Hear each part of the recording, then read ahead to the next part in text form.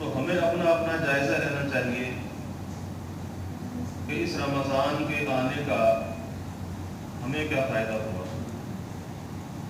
رمضان کا تو یقیناً فائدہ ہے کہ یہ مہینہ عزت اور احترام والا مہینہ ہے، یہ مہینہ بخشش اور مغفرت والا مہینہ ہے، یہ اللہ کی رحمتوں کو، انوار کو، تجلیات کو، برکتوں کو لے کر آتا ہے۔ لیکن اس سے ہم نے کیا حاصل کیا؟ اور ہر شخص کو اپنا جائزہ لینا چاہیے کہ اس نے ان رحمتوں سے، برکتوں سے، ان وسعتوں سے کیا حصہ حاصل کیا، اور اس حاصل کرنے کی کچھ علامات اور پہچانیں ہیں۔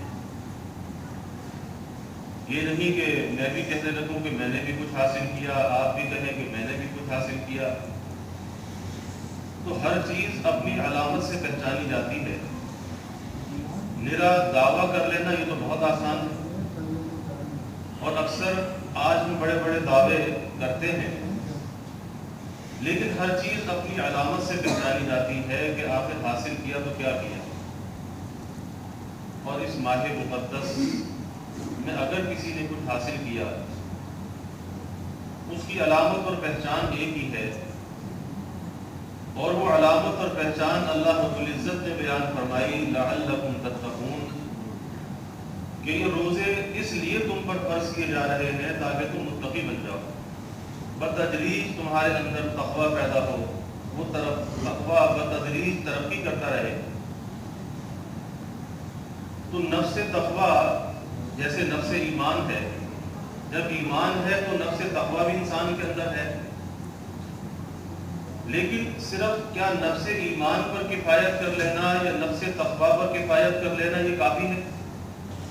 اصل چیز تو ترقی ہے، اور اس ترقی کے مواقع قدم قدم پر موجود ہیں، اور انہی مواقع میں سے یہ رمضان کا مہینہ ہے۔ اب ہمیں اپنا یہ جائزہ لینا چاہیے کہ جب یہ مہینہ ایسا ہے، اس کی عبادات میں اللہ نے یہ اثر رکھا ہے کہ انسان کے اندر تقویٰ کی شان پیدا ہوتی ہے، اور اس کا تقویٰ روح و کمال ہوتا ہے، وہ ترقی کرتا رہتا ہے۔ تو ہمیں اپنا جائزہ لینا چاہیے کہ رمضان سے پہلے ہماری کیا کیفیت تھی، اور رمضان آنے کے بعد ہماری کیا کیفیت رہی، اور اب جب کہ رمضان ہم سے رخصتی کے قریب ہے تو اس وقت ہمارے تقویٰ اور ایمان کی کیا کیفیت ہے؟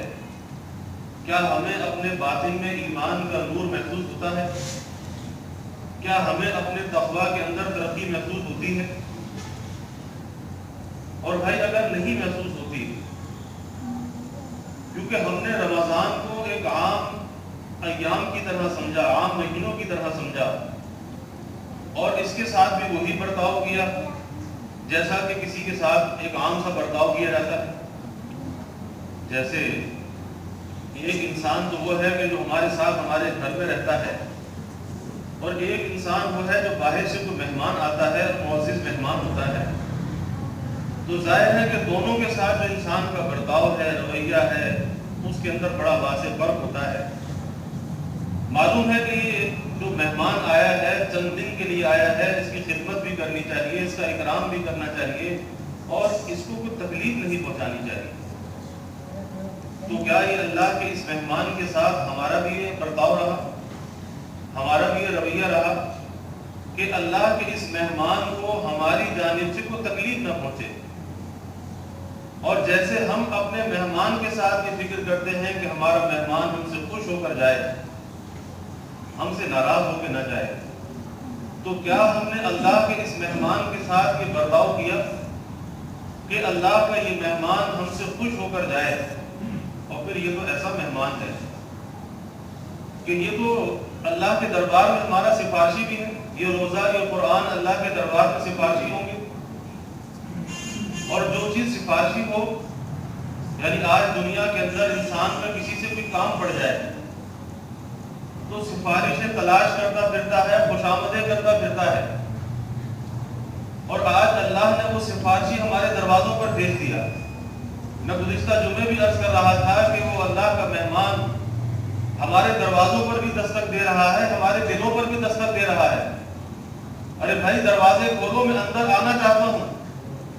لیکن ہماری غفلت، ہماری قساوت، ہماری دنیا سے محبت کہ ہم اپنے دروازے کھولنے کے لیے آمادہ نہیں. اور دروازے کھولنا کیا ہے؟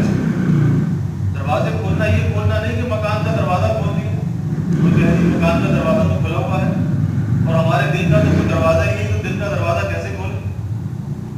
ارے اس چیز کو محسوس کرنا، یعنی محسوساتی طور پر انسان کو اس بات کو محسوس کرنا کہ ایک انسان کی جب حس صحیح ہوتی ہے تو بہت سی چیزوں کو محسوس کرتا ہے.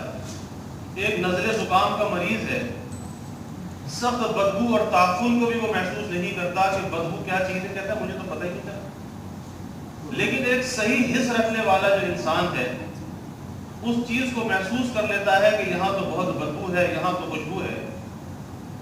تو اگر ہمارے باطن کا ذائقہ اور مزہ درست ہے، اس دل کے اندر کچھ اللہ کی محبت کا کوئی ذرہ موجود ہے، کچھ ذکر کے انوار اس دل کے اندر موجود ہے، تو اسے احساس ہو جاتا ہے کہ یہ اللہ کا کتنا بڑا مہمان ہے اور اس مہمان کے ساتھ مجھے کیا برتاؤ اور سلوک کرنا چاہیے. اور پھر وہ حسب مراتب اس کے ساتھ سلوک کرتا ہے. ہر ایک کے ساتھ سلوک جو ہے اس کے مرتبے کے اعتبار سے ہے. تو یہ رمضان چونکہ اللہ کا ایک معزز مہمان ہے تو اس کے ساتھ جو سلوک ہے بھائی اس کے رتبے اور مرتبے کے اعتبار سے ہے. تو یہ کوئی عام مہینہ نہیں، یہ کوئی عام دنوں کی طرح عام دن نہیں. تو اس کی ایک اہمیت ہے. تو جب اللہ تعالیٰ یہ فرماتے ہیں کہ اس کی غرض و غایت لعلکم تتقون ہے کہ تمہارے اندر تقویٰ پیدا ہو جائے اور تمہارا یہ تقویٰ روبہ ترقی ہو، یہ کمال کی طرف جانا چاہیے، عروج کی طرف جانا چاہیے، نہ کہ نزول کی طرف. اور یہاں کیفیت یہ ہوتی ہے کہ جیسے جیسے رمضان اپنی رخصتی کے قریب ہوتا ہے ویسے ویسے اللہ تعالیٰ کی بخشش، مغفرت، اللہ کی رحمتیں بڑھتی چلی جاتی ہیں. اس کا جوش، اس کا عروج بڑھتا چلا جاتا ہے اور ویسے ویسے انسانوں کی غفلتیں بھی بڑھتی چلی جاتی ہیں. آپ دیکھیے کہ جب رمضان آتا ہے ابتدا میں مساجد میں نمازیوں کی تعداد زیادہ ہوتی ہے، لیکن جیسے جیسے رمضان رخصتی کے قریب ہوتا ہے تعداد گھٹنے لگتی ہے. آخر کیا چیز ہے؟ اور جیسے جیسے رمضان رخصتی کے قریب ہوتا ہے تو مساجد کی رونقوں کے اندر کمی واقع ہوتی ہے، بازاروں کی رونقیں بڑھ جاتی ہیں.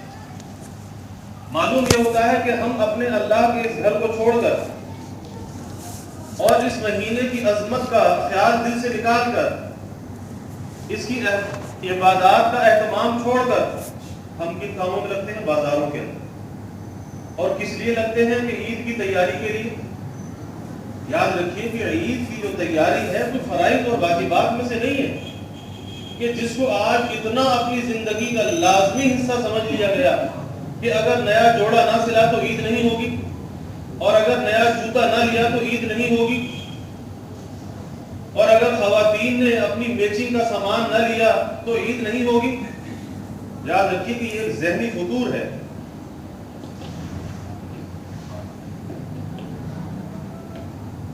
یہ ایک ذہنی فطور ہے اور آج اس انتشار ذہنی کا ہم شکار ہیں.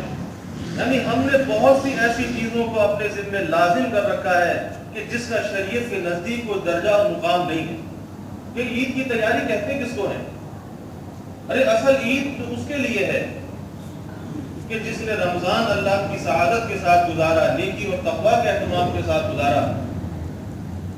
اب ایسے شخص کے لیے اللہ کی طرف سے بشارتیں ہی بشارتیں ہیں. کیا عید پر جو اللہ تعالیٰ کی طرف سے نجات کے بخشش کے پروانے ہیں، جو بشارتیں ہیں، کیا وہ ان لوگوں کے لیے ہیں جو اچھا لباس پہن کر آئیں، قیمتی لباس پہن کر آئیں، قیمتی جوتا پہن کر آئیں؟ کیا وہ بشارتیں ان کے لیے؟ لیکن آج ہماری عقلوں پر ایسے پردے پڑ گئے کہ اتنا قیمتی جو وقت ہے اس وقت کو عید کی خریداری میں، عید کی تیاری کے اندر برباد کر دیتے ہیں. اور پھر وہ بازار کہ جن بازاروں میں جا کر ساری ساری رات گھومتے رہتے ہیں، اور بہت سے تو ایسے ہیں کہ جو محض ایک ہوا پرستی، نفس پرستی کے لیے بازاروں میں جاتے ہیں. کہ جن کے اندر ایک ایسی حرص و ہوس ہوتی ہے کہ بازاروں کے اندر خواتین بھی ہوتی ہیں اور وہ اپنی ایک ہوس کو پورا کرنے کے لیے ایام میں بازاروں کے اندر جاتے ہیں، جبکہ حدیث شریف میں آتا ہے اللہ کے حبیب صلی اللہ علیہ وسلم نے فرمایا کہ دنیا میں سب سے بہترین جگہیں مساجد ہیں اور دنیا میں سب سے بدترین جگہیں بازار ہیں۔ اب اس چیز سے انسان اپنی طبیعت کا اندازہ کر سکتا ہے۔ اللہ کے حبیب صلی اللہ علیہ وسلم کا ایک ایک ارشاد مبارک ہمارے لیے ایک کسوٹی ہے، معیار ہے کہ ہم اس پر اپنے آپ کو جانچ سکتے ہیں، پرکھ سکتے ہیں۔ یہ ہمارے لیے ایک معیار ہے، ایک کسوٹی ہے کہ اس معیار پر ذرا ہم اپنے آپ کو پرکھیں کہ اللہ کے گھر میں ہمارا کتنا دل لگتا ہے اور بازار میں ہمارا کتنا دل لگتا ہے۔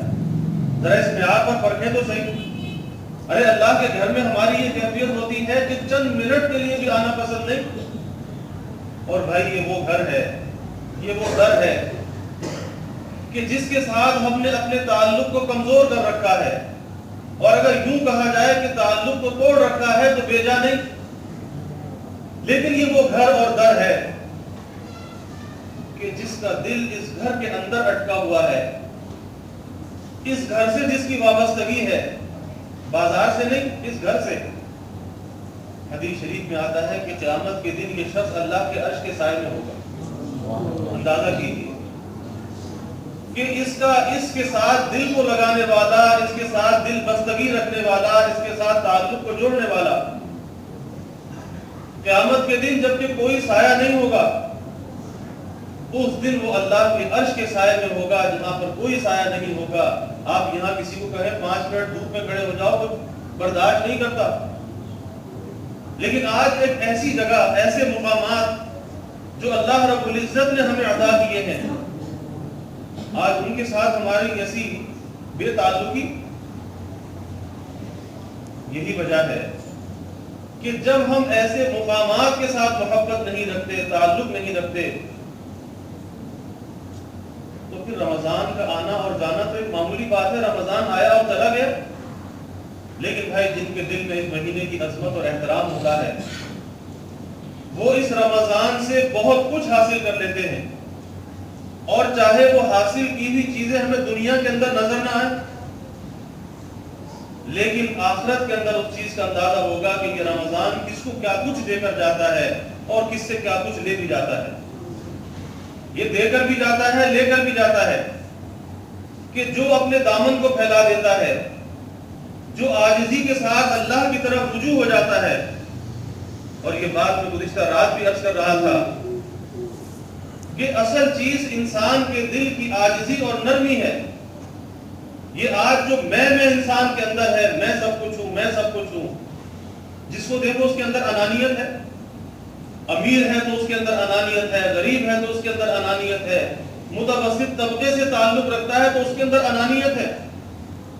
یعنی ہر آدمی ایک انا کا بت بنا ہوا ہے، اور وہ انانیت ایسی ہے کہ بظاہر تو یہ کہتا ہے کہ میں اللہ کا بندہ ہوں، اللہ میرا مالک ہے، خالق ہے، لیکن حقیقت یہ ہے کہ خود پرستش کے اندر مبتلا ہے، اپنی پرستش خود کر رہا ہے، کیونکہ یہ انا کا بت ایسا ہے کہ ایسا شخص اپنی پرستش کے اندر خود لگا رہتا ہے۔ یہ کوئی معمولی درجے کی بات ہے، یہ کوئی معمولی گناہ ہے، لیکن آج اس میں کو اپنے اندر سے پامال کرنے کے لیے آمادہ نہیں، اس میں کو اپنے اندر سے نکالنے کے لیے آمادہ نہیں۔ اور یاد رکھیے کہ جب تک انسان اس میں کو اپنے اندر سے ختم نہیں کرتا، یہ انا اس کے اندر سے نہیں جاتی، اللہ رب العزت کا فضل بھی اس پر متوجہ نہیں ہوتا، کیونکہ یہ عظمت، یہ بڑائی، یہ کبریائی تو اللہ کے لیے ہے، یہ تو اللہ تعالیٰ کی ایسی صفت ہے کہ انسانوں کے لیے نہیں۔ اور جو انسان اس بڑائی کو اختیار کرنا چاہے، جس کے اندر یہ میں ہو، انا ہو، تو ایسے بندے کی طرف اللہ کی کبھی نظر عنایت نہیں ہوتی، بلکہ اللہ کا غصہ ایسے شخص پر ہوتا ہے۔ تو آج ایک محرومی کا سبب یہ انا بھی ہے۔ تو میں یہ عرض کر رہا تھا کہ آج وہ مقامات اور وہ جگہیں کہ جو دنیا میں سب سے بدترین جگہیں ہیں، آج اس کے ساتھ ہمارا تعلق بڑھ رہا ہے، اور اس اللہ کے گھر کے ساتھ اور اس اللہ کے مہمان کے ساتھ ہمارا تعلق جو ہے وہ بے توجہی کا شکار ہے۔ اور یہ مہینہ تو چلتے چلتے بھی پکار رہا ہے، یہ رخصت ہوتے ہوتے بھی پکار رہا ہے، اللہ کا منادی ہر رات کو پکار رہا ہے کوئی بخشش و مغفرت کا طالب؟ ہے کوئی پریشان حال؟ ہے کوئی رزق کا طالب کہ اس کی پریشانی کو دور کر دیا جائے، بخشش و مغفرت کر دی جائے، رزق دے دیا جائے؟ لیکن ہم ہیں کہ عید کی تیاری میں لگے ہوئے ہیں، عید کی تیاری میں لگے ہوئے ہیں، بازاروں کے چکر لگ رہے ہیں، اور جو وقت اگر بچتا بھی ہے اس وقت کو ہم فضول کاموں کے اندر برباد کرتے ہیں۔ آپ ذرا رات کو ادھر بندر روڈ پر ایک چکر لگا لیجئے، ہوٹلوں پر چکر لگا لیجئے، کتنے نوجوان ہیں جو اپنے وقت کو بیٹھ کے برباد کرتے ہیں۔ افسوس ہوتا ہے، دکھ ہوتا ہے کہ ایک ایمان والے کو اپنے ایمان کی قدر نہیں۔ ارے اگر گھر پہ جا کے پڑھ کے سو جاتا تو خرابیوں سے تو بچا رہتا، گناہ سے تو بچا رہتا، لیکن وہاں بیٹھ کر حاصل کیا کیا؟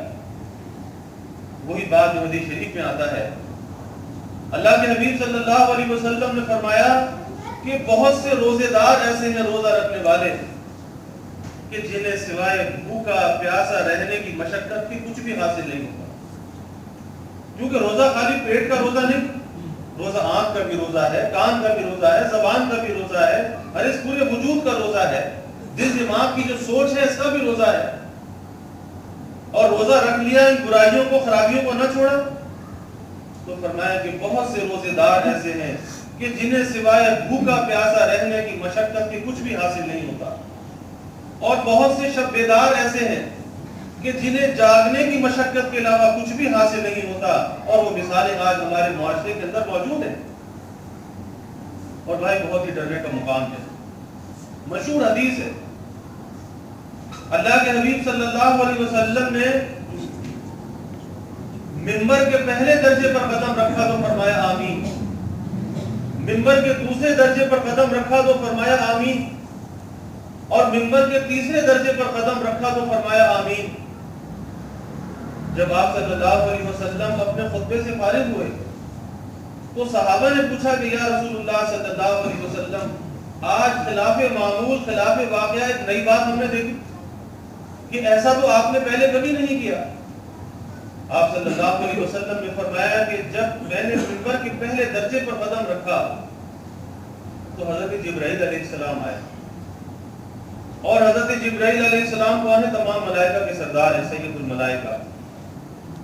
انہوں نے 3 بد دعائیں دی، اور اس پر اللہ کے حبیب صلی اللہ علیہ وسلم نے آمین کہا۔ آپ اندازہ کیجئے، اور حضرت جبرائیل علیہ السلام یا کوئی بھی فرشتہ ہو اللہ کے حکم کے تابع ہے، اپنی مرضی سے کوئی کام نہیں کرتا، اور اسی طرح نبی کا کوئی کام اپنی مرضی سے نہیں ہوتا۔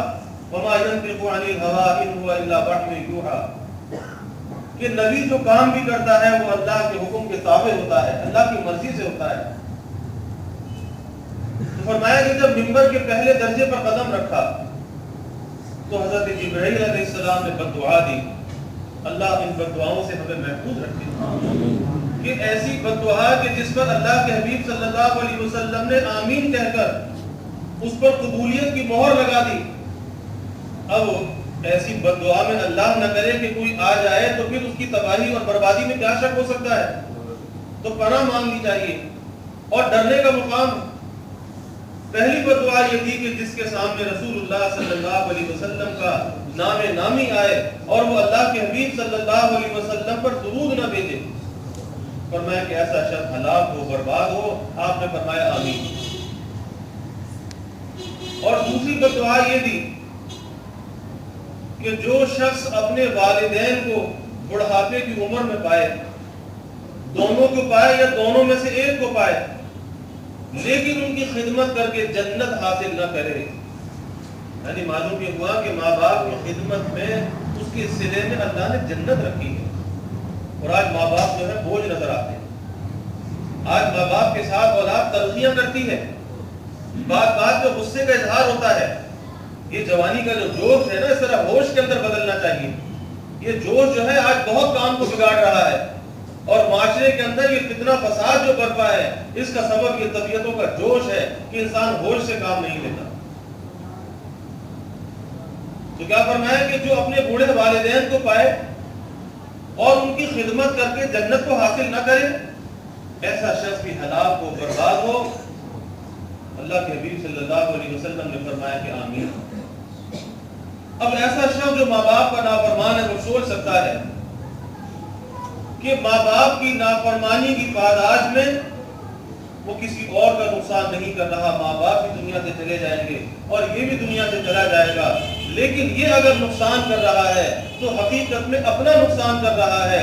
اس کو کہتے ہیں کہ اپنے پیروں پر یہ خود کلہاڑی مار رہا ہے کہ یہ اپنے آپ کو جنت سے محروم کر رہا ہے۔ اور جنت سے محرومی کوئی معمولی درجے کی محرومی ہے؟ ارے آج دنیا کی چھوٹی سی نعمت جو ہے، آج انسان اس کا بھی محتاج ہے، اس سے بھی اپنے کو مستغنی نہیں کر سکتا، تو کیا جنت ایسی چیز ہے کہ جس کی ہمیں ضرورت نہیں؟ لیکن آج کا انسان خود اپنے آپ کو برباد کر رہا ہے کہ اللہ نے وہ جنتیں ہمارے گھروں کے اندر اتار دی ہیں کہ اگر ان ماں باپ کی ہم خدمت کریں تو یہ جنت تو بہت ہی آسان ہے، لیکن فرمایا کہ ایسا شخص بھی ہلاک ہو اور برباد ہو۔ اور تیسری بددعا کیا دی؟ تیسری بددعا یہ تھی کہ جو شخص رمضان کا مہینہ پائے، اور بھائی دیکھو رمضان کا مہینہ پانا ہمارے اختیار میں نہیں ہے، ذرا اس کی بھی قدردانی دل کے اندر ہونی چاہیے کہ یہ رمضان کا مہینہ پانا یہ ہمارے اپنے اختیار میں نہیں۔ بہت سے لوگ ایسے جو گزشتہ رمضان میں ہمارے ساتھ تھے آج ہمارے ساتھ نہیں، اور ہمارے پاس بھی اس بات کی کوئی ضمانت نہیں کہ آئندہ رمضان میں ہم ہوں گے یا نہیں ہوں گے، اس کا کسی کو علم نہیں ہے۔ تو رمضان کا مہینہ پانا یہ انسان کے اختیار میں نہیں، اور ایسی چیز جو غیر اختیاری ہو، انسان کے اختیار میں نہ ہو، اور وہ نعمت انسان کو حاصل ہو جائے، ارے اس کی تو دل و جان سے قدردانی کرنی چاہیے۔ تو اللہ کے حبیب صلی اللہ علیہ وسلم نے فرمایا کہ جو شخص رمضان کا مہینہ پائے اور باوجود رمضان کا مہینہ پانے کے اپنی بخشش و مغفرت نہ کرائے، معلوم یہ ہوا کہ رمضان اور بخشش اور مغفرت کا جوڑ ہے، اس کا آپس میں ایک تعلق ہے کہ رمضان کا مہینہ پائے اور اپنی بخشش و مغفرت نہ کرائے۔ ایک آدمی کھانا کھائے، کھانا اسے ہضم نہ ہو، ایک آدمی کھانا کھائے اور اس کی بھوک نہ مٹے، ایک آدمی پانی پیے اور اس کی پیاس نہ بجھے، تو معلوم یہ ہوا کہ اس کے اندر کوئی خرابی موجود ہے۔ ورنہ پانی کے اندر کوئی اثر ہے کہ انسان کی پیاس کو بجھا دیتی ہے، اور کھانے کے اندر یہ اثر ہے کہ اس کی بھوک کو مٹا دیتی ہے، لیکن اگر باوجود کھانے اور پینے کے بھوک اور پیاس ختم نہیں ہوتی تو معلوم یہ ہوا کہ خرابی اس کے اندر موجود ہے، اس پانی اور کھانے میں خرابی نہیں۔ اسی طرح بھائی اللہ کا مہمان مہینہ رمضان یہ تو بڑی رحمتوں والا مہینہ ہے، یہ بڑی عظمتوں اور برکتوں والا مہینہ ہے۔ تو جب یہ اتنی عظمت اور برکت والا مہینہ ہے، اور اس مہینے کی یہ خاصیت ہے، جیسے میں نے مثال عرض کر دی کہ پانی کی خاصیت یہ ہے کہ پیاس کو بجھا دیتا ہے، اور کھانے کی خاصیت یہ ہے کہ بھوک کو مٹا دیتا ہے، تو اس مہینے کی یہ خاصیت اور اثر ہے کہ انسان کو بخشش اور نجات کے پروانے ملتے ہیں۔ تو حضرت جبرائیل علیہ السلام نے کیا بددعا دی کہ ایسا شخص بھی ہلاک ہو، برباد ہو کہ جو رمضان کا مہینہ پائے اور اپنی بخشش اور مغفرت نہ کرائے۔ اللہ کے حبیب صلی اللہ علیہ وسلم نے فرمایا آمین۔ اور آج یہ رمضان کا مہینہ ہمیں حاصل ہے، اللہ تعالیٰ کی نعمت عظمیٰ، نعمت کبریٰ، اور ایسی نعمت جو ہمارے اپنے اختیار میں نہیں، آج یہ نعمت ہمیں حاصل ہے۔ تو بھائی ہمیں ذرا اپنے حالات کے اندر غور کرنا چاہیے کہ جب اللہ نے اتنی عظیم نعمت ہمیں عطا فرمائی کہ جس میں بخشش اور مغفرت کا پروانہ ہے، نجات کا پروانہ موجود ہے، تو کیا ہم نے اس نجات کے پروانے کو حاصل کر لیا؟ اکثر اگر ہم اپنے حالات کے اندر اگر ہم غور کریں اور اپنے آپ سے اگر ذرا باتیں کریں اور ذرا اپنے دل کو ٹٹولیں، آج تو جو ہے ہم ہر کام کے اندر اپنی خوبیوں پہ نظر رکھتے ہیں اور ہر کام میں اپنی واہ واہ چاہتے ہیں۔ دنیا کے اندر بھی یہی معاملہ، دین کے اندر بھی یہی معاملہ کہ ہر کام میں واہ واہ چاہتے ہیں، اور اگر واہ واہ نہ ہو تو دل کو تکلیف ہوتی ہے کہ واہ واہ کیوں نہیں۔ لیکن بھائی واہ واہ کرنے سے کچھ بھی حاصل نہیں ہوتا۔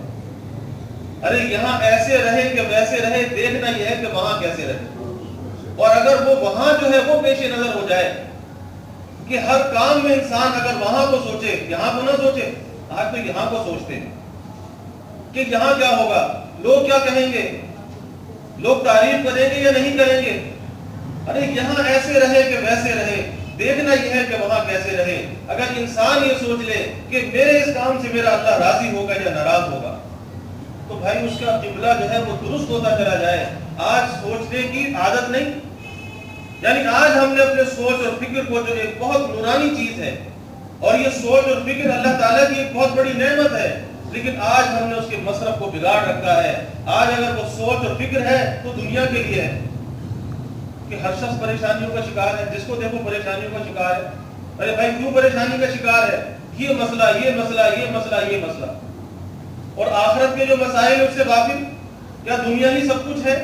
ارے یہ دنیا تو دکھ سے بھی گزر جائے گی، سکھ سے بھی گزر جائے گی، امیری میں بھی گزر جائے گی، غریبی میں بھی گزر جائے گی، لیکن اصل منزل تو آخرت ہے، اس کی فکر کرنا چاہیے، اور اس آخرت کی منزل کو بنانے کے لیے، سنوارنے کے لیے، اور اللہ نے ہمیں غفلتوں سے بیدار کرنے کے لیے، کہ سارا سال تو غفلتوں میں پڑے رہے، اللہ نے یہ مہینہ ہمیں عطا فرمایا ہے۔ اب ہم میں سے ہر شخص سوچ سکتا ہے کہ اس نے اللہ کے اس مہینے کے ساتھ کیا برتاؤ کیا ہے، کیا سلوک کیا ہے۔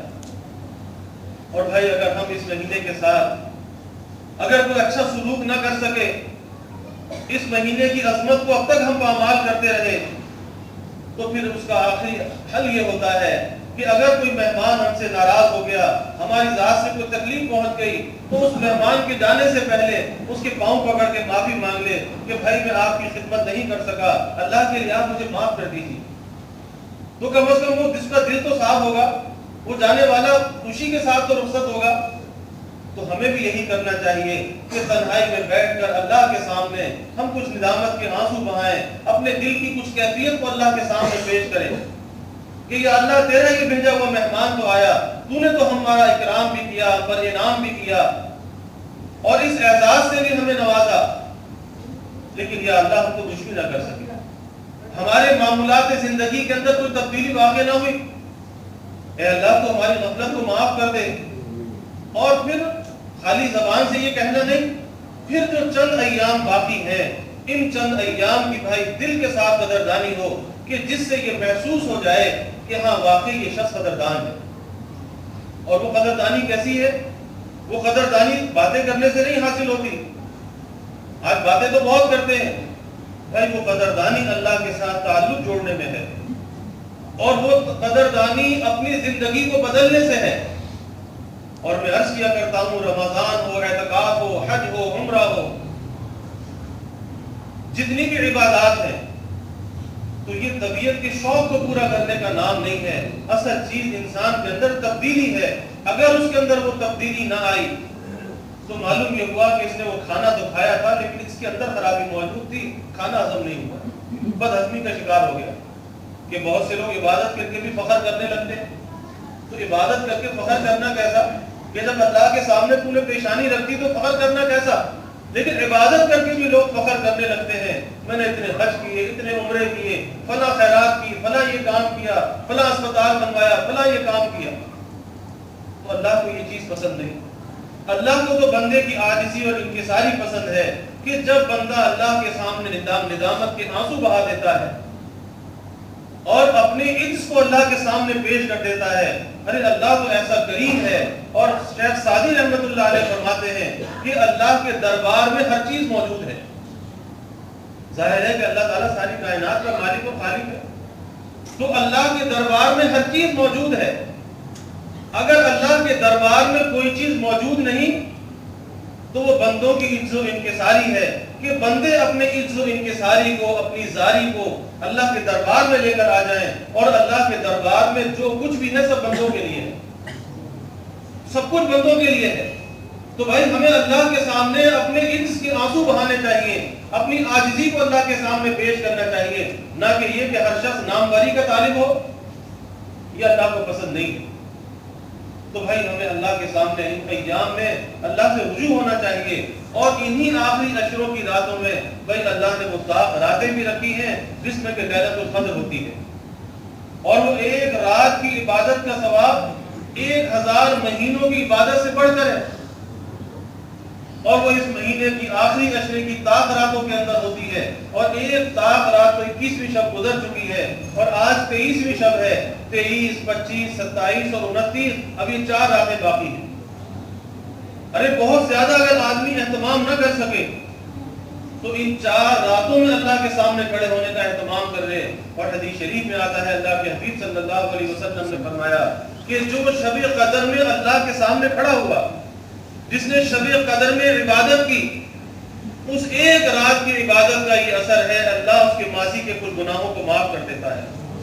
تو بھائی یہ موقع بھی ہمیں ابھی حاصل ہے کہ ایک رات گزر چکی ہے، 4 راتیں ابھی باقی ہیں، 4 راتیں آنے والی ہیں، تو ہمیں اس کا اہتمام کرنا چاہیے۔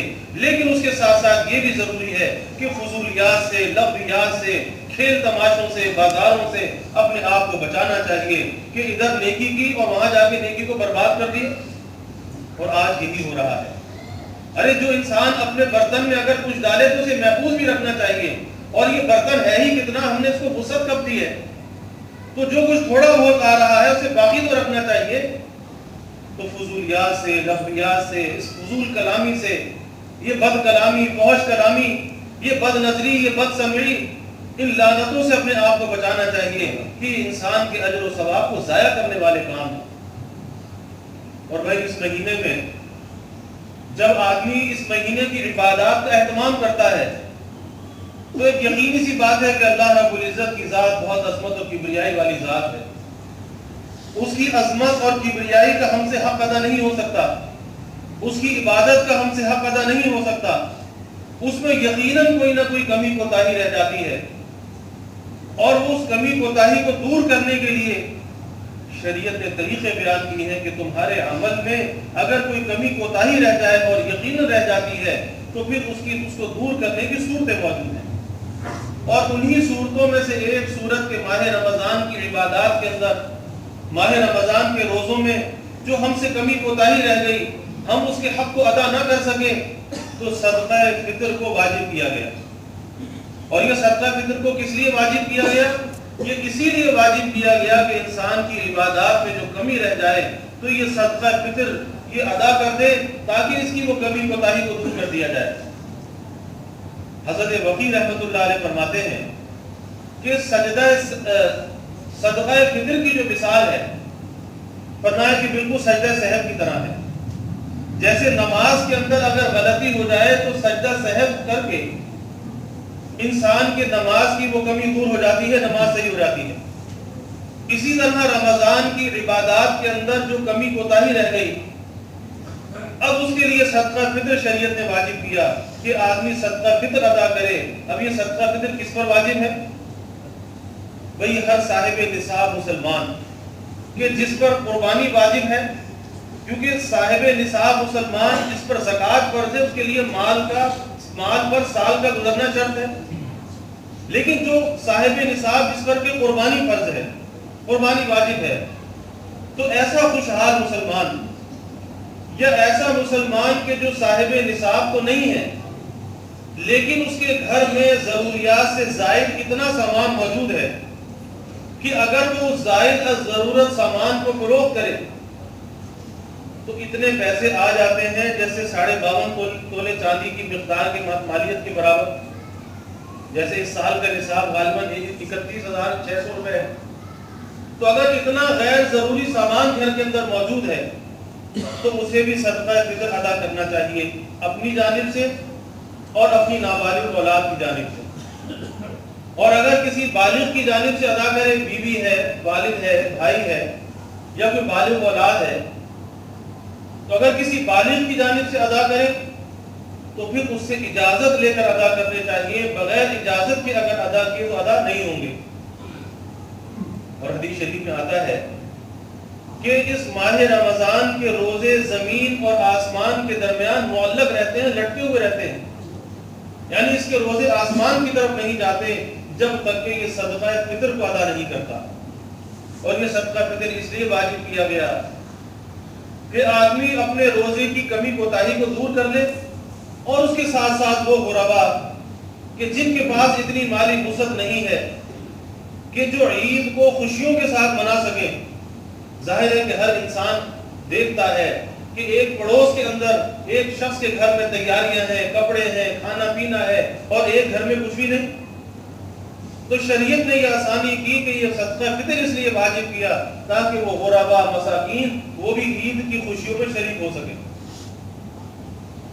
صدقہ فطر کا جو نصاب اس سال کا رکھا گیا ہے ہمارے مقامی علماء نے، وہ گندم کے اعتبار سے فی کس فی آدمی 80 روپے ہے، یعنی اپنی جانب سے، اپنی نابالغ اولاد کی جانب سے.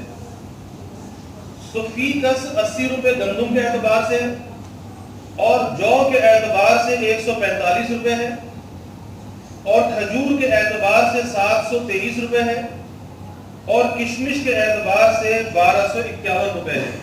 اب یہ اس کے 4 نصاب ہیں. یعنی سب سے کم تو اس کے لیے ہے کہ جو آدمی بالکل ہی کمزور حالت میں ہے، بہت زیادہ کوئی مالی وسعت اس کے پاس نہیں، لیکن جس کو اللہ تعالیٰ نے مالی اعتبار سے وسعت عطا کی ہے، تو پھر اسے چاہیے کہ وہ دوسرے نصاب کو اختیار کرے تاکہ غربا عید جو ہے وہ خوشیوں کے ساتھ منا سکیں اور وہ بھی عید کی خوشیوں میں شریک ہو سکیں.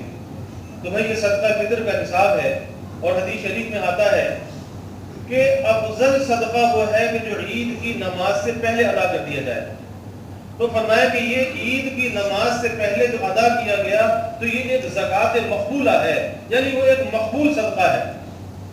اور اگر عید کی نماز کے بعد ادا کیا تو ادا تو ہو جائے گا، لیکن وہ ایک عام صدقہ ہوگا. اس لیے کوشش یہ کرنی چاہیے کہ عید سے پہلے پہلے وہ صدقہ فطر کو ادا کر دیا جائے تاکہ غربا بھی عید کی خوشیوں میں شریک ہو سکے. اللہ تعالیٰ سے دعا ہے کہ اللہ تعالیٰ ہمیں اس ماہ مقدس کے جو اب چند ایام باقی ہیں، اللہ ان کی قدردانی کی توفیق عطا فرمائے، اور جو لمحات غفلت میں ہم نے گنوا دیے اللہ تعالیٰ اس پر ندامت، پشیمانی اور شرمندگی ہمیں عطا فرمائے، اور اس کی تلافی کا اللہ تعالیٰ فکر عطا فرمائے. اور اس ماہ مقدس میں جو اللہ نے انعامات رکھے ہیں، انوار و تجلیات رکھی ہیں، بخشش و مغفرت رکھی ہے، اللہ تعالیٰ وہ ہمیں کامل عطا فرمائے، اور اللہ ہم میں سے کسی کو بھی محروم نہ فرمائے. وآخر دعوانا الحمدللہ.